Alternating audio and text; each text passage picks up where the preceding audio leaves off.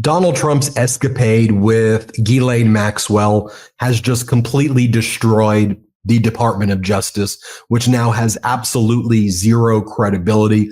The Department of Justice apparently granted Ghislaine Maxwell a form of immunity called use immunity for her proffer, where they will not prosecute her based on what she told Donald Trump's former criminal defense attorney turned number 2 at the Department of Justice, Todd Blanche.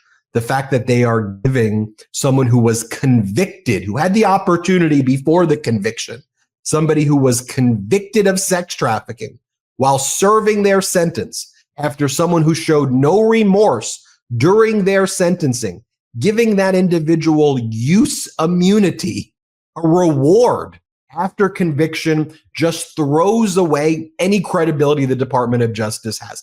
And every criminal out there, every sex trafficker, every drug dealer, every terrorist, every bad guy, what do you say right now? You go, okay, what if I just make stuff up about Donald Trump's political enemies?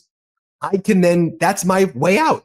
I'll get use immunity. The sentencing doesn't matter. The proceedings don't matter. Instead of even going through trials, what I need to do is just hire a lawyer who hangs out at Mar-a-Lago. Just go through the trial. It'll be a circus. It'll be a show anyway. What is it that you want me to do, Donald? Oh, say this about Obama. Say this about that person. Sure. Just grant me use immunity after my conviction. And then let's cut a deal. You can pardon me. We can do a retrial, whatever it is. And then that's how we'll do things. The Department of Justice is absolutely busted. I mean, the fact that they treated a convicted sex trafficker on equal terms as the number 2 at the Department of Justice. Think about it. You have Todd Blanche, who shouldn't be in that position, Trump's former criminal defense lawyer, but the number 2, the Deputy Attorney General, sitting across the table from Ghislaine Maxwell. And the DOJ brings all of its lawyers there and all of its senior people. And then Ghislaine Maxwell has her personal lawyer there. They give her immunity. She's the one holding the cards in this discussion. And that's what our DOJ is doing.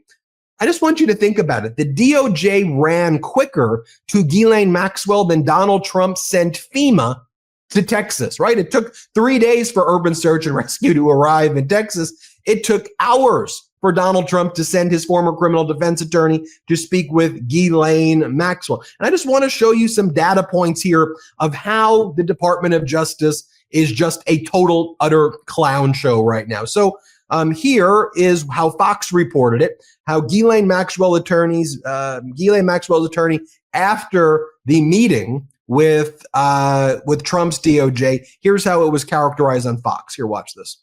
He's got the latest from Washington for us. So, David, what else did Maxwell's attorney say? Well, he said a lot. We wish we could be in and hear what was said in the actual meeting. This meeting was a lot shorter than it was yesterday, but this was a 2-day event. The highlight, though, it appears that her team wants a pardon. Watch. We're going to take one day at a time. I know that's very cliche, but it's true because things are happening so quickly. We haven't spoken to the president or anybody about a pardon just yet. And you know, listen, the president this morning said he had the power to do so. We hope he exercises that power in the right and just way. A 2-day event?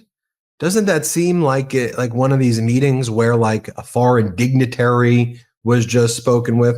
Now, just so you all know, Todd Blanche, Trump's former criminal defense attorney, is very good friends with David Oscar Marcus, Ghislaine Maxwell's attorney.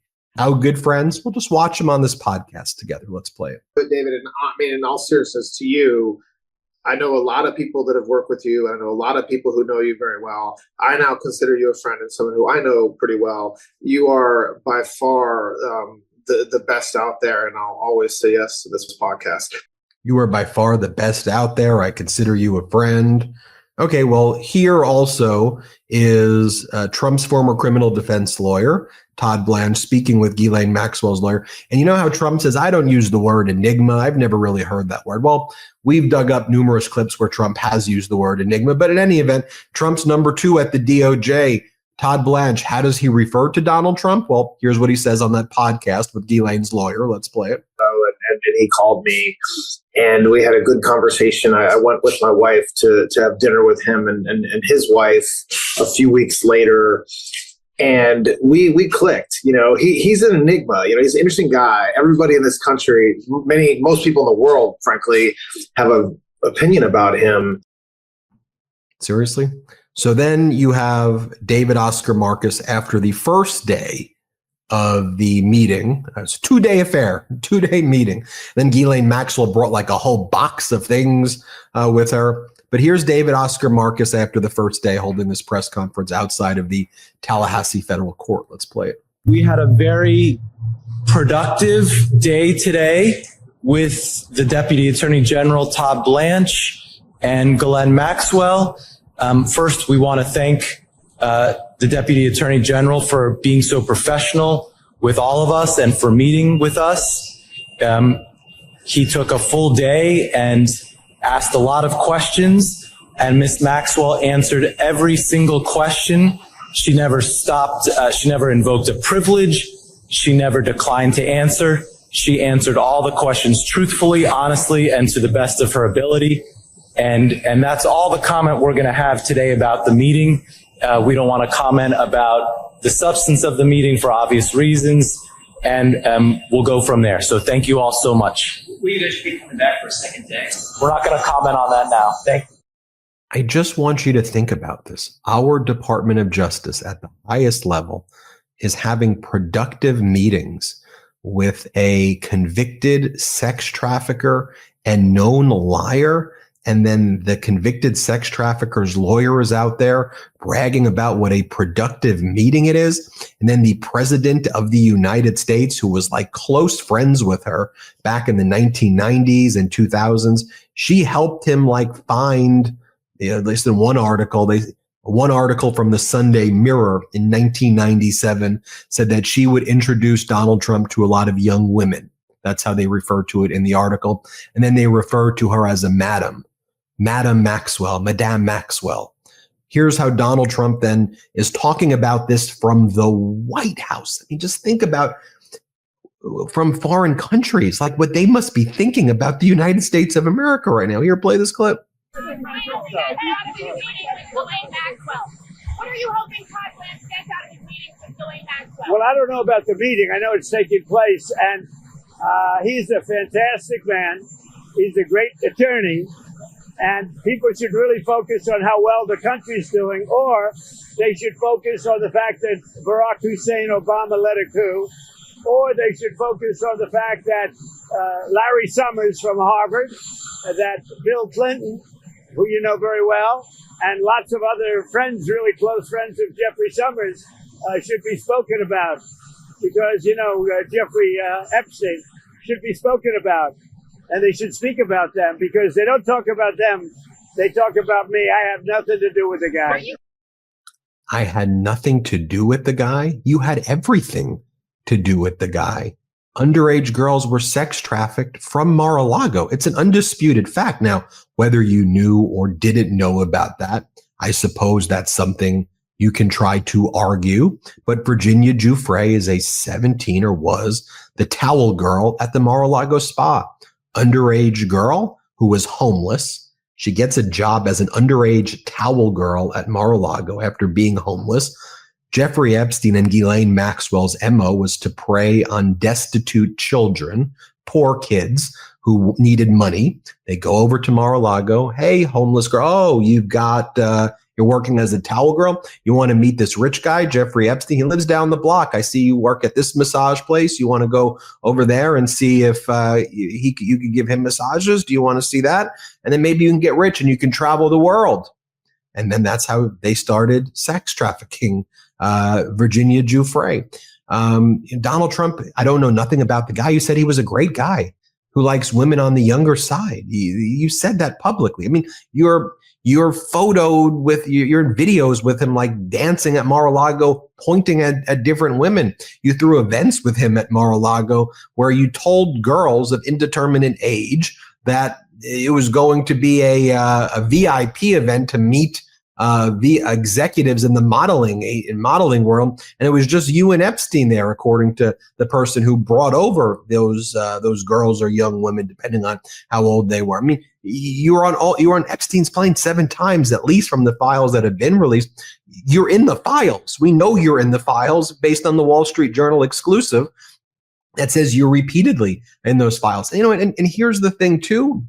The Department of Justice, if who they should be meeting with, they should be meeting with the victims, like Maria Farmer, who was sexually assaulted by Epstein. And one of the things Maria Farmer has said publicly is that she was in the office building of Epstein's when Donald Trump came in once. She was wearing gym clothes, and Trump looked at her, and then Epstein said, "No, that one's not for you. Go into the other room, Donald."